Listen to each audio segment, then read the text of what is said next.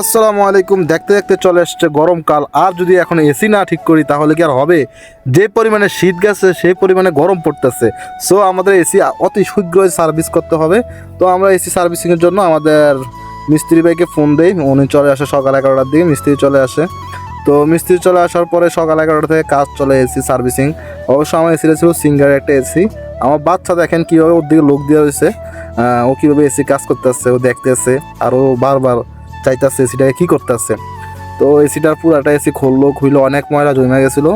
Outdoor থেকে দেখেন আপনারা কী পরিমাণে ময়লা পড়তেছে। আপনারা যারা নাকি যাদের ঘরে এসি আছে তারা সবাই বর্তমানে অনেক গরম পড়তেছে। আপনারা এসি সার্ভিস না করে আপনারা এসি ছাড়বেন না, কারণ এটার কারণে অনেক সমস্যা হতে পারে, পায়ার সমস্যা হতে পারে, আর ইলেকট্রিকভাবে অনেক ঝামেলা হতে পারে। অনেক সার্ভিসিং করে আপনারা অবশ্যই এসি চালু করবেন যাদের বাসায় এসি আছে।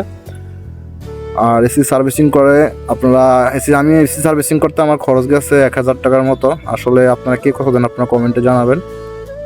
তাও এখন দিন শেষে আমার এসি সার্ভিসিং হয়ে গেল, আর আমি আমার এসি ছেড়ে এখন ঠান্ডা একটু শীতল বাতাস খাচ্ছি। কি আরাম! এই গরমে একটু এসি না হলে কি চলে?